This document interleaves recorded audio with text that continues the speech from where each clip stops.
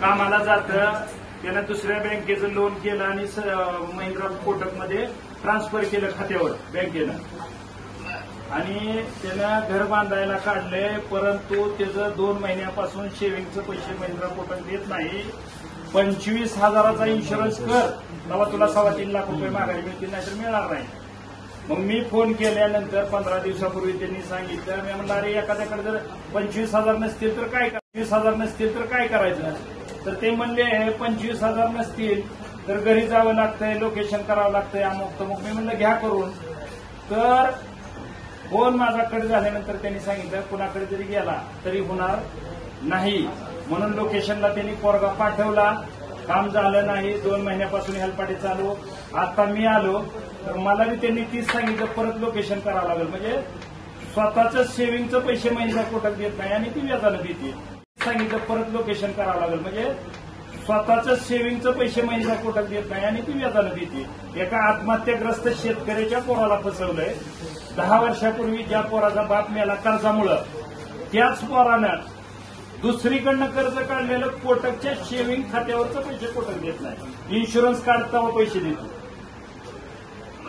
मग अशा पद्धतीनं आता साधारण काय 25-30 स्टाफ आहे आतमध्ये, आणि तर जिथपर्यंत पैसे आत्महत्याग्रस्त शेतकऱ्याच्या पोराचं निघत नाही तर सेव्हिंगचा, आणि कर्ज काढलंय त्यानं विशेष म्हणजे महिंद्रा फायनान्सचं कर्ज काढलंय, महिंद्रा कोटकच्या सेव्हिंग खात्यावर टाकले आणि ती पैसे देत नाही.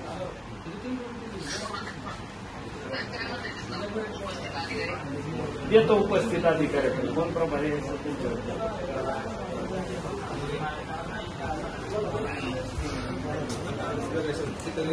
जे असेल ते सांगा. 2-2.5 महिन्यापूर्वी काढलं होतं बँकेत, आणि त्यानंतर त्यांनी महिंद्रा फायनान्सचं कर्ज केलं. त्याचं पैसे महिंद्रा फायनान्सचे पैसे जे वर्ग झालं ते कोटक बँकेच्या सेव्हिंग अकाउंटला झालं. ज्यावेळेस कोटक महिंद्रा बँकेमध्ये अकाउंट ओपन झाला होता त्यावेळेसचा जो ऍड्रेस होता तो वेगळा होता. नाही ते विचारा त्याला, खोटं बोलू नका. उगं माझं डोकं फिरेल, खोटं बोलू. अहो माझा मागचा गावातला माणूस आहे कसं, उगं माझं डोकं फिरेल, खोटं बोलू.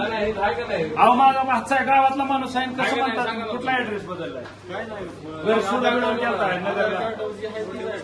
मग का लबाड बोलताय तुम्ही?